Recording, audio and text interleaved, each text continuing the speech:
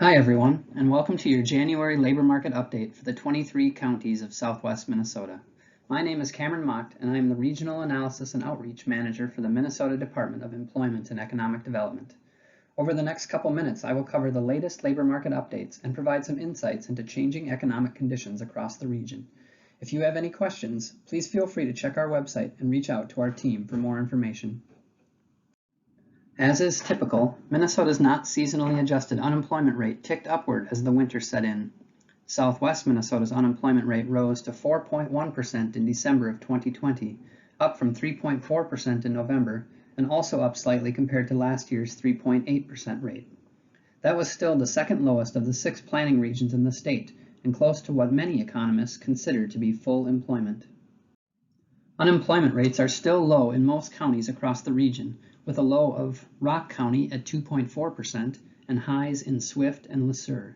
However, all of these counties are below the national unemployment rate. Rates climb much higher in other parts of the state, especially in northern Minnesota, which tend to have more seasonal economies. This represents about 8,900 unemployed workers out of a total labor force of 219,342 workers. Perhaps surprisingly, this is actually very close to the number of unemployed workers in the region last December, when there were 8,550 people seeking work. Despite a large number of job vacancies and employers who want to hire in the region, the data show that many workers are staying out of the labor force, at least in the short term.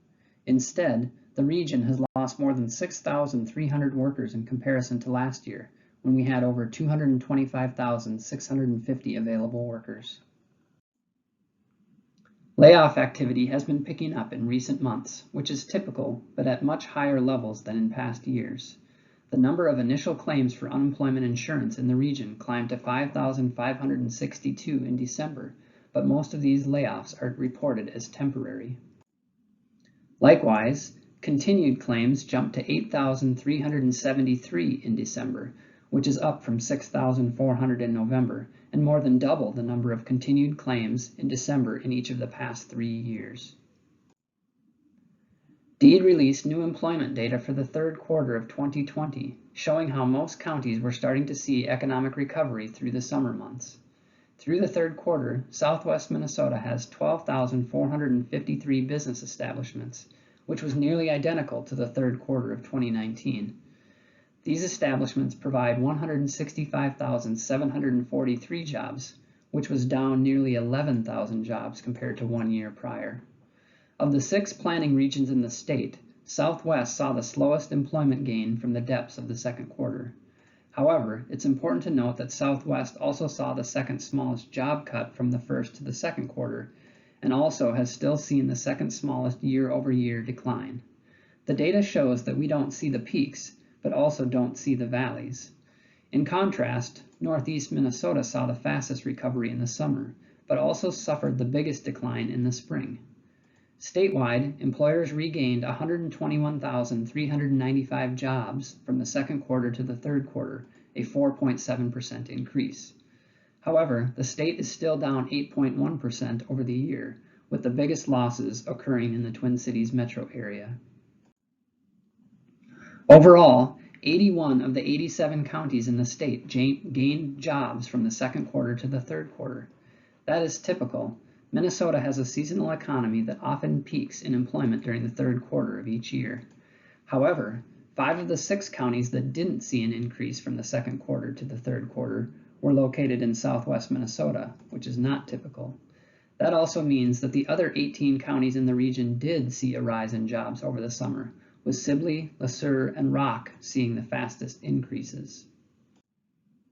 With that growth, Rock was actually the only county in the entire state that had more jobs in the third quarter of 2020 than in the third quarter of 2019. Every other county in the state was down compared to last year. The biggest declines in the region were in Lincoln, Pipestone, and Swift, while the Mankato MSA, which includes Blue Earth and Nicollet counties, were also down more than 8% compared to 1 year ago. January was healthcare month in Minnesota. When people think about healthcare, they often first picture either a hospital or a clinic. That makes sense, both because of what we see on TV and because those two sectors are vital parts of the healthcare system. In Southwest Minnesota, there were 82 clinics and 31 hospitals, providing about 3,500 and 7,700 jobs respectively. Combined, they account for just over 1/3 of total employment in the healthcare and social assistance industry. But they also overshadow the other sectors of healthcare and social assistance that are spread across the region.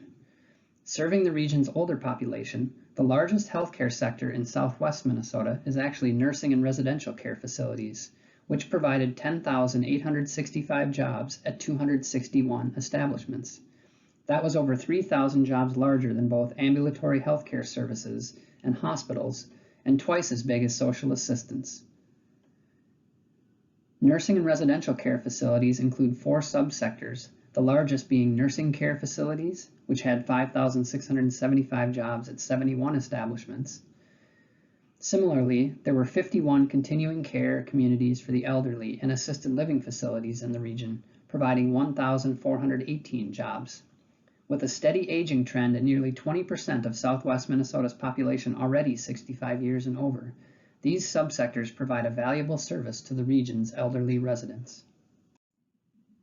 Statewide, nursing and residential care facilities account for 3.9% of total employment, but in Southwest Minnesota, they provide 6.2% of jobs.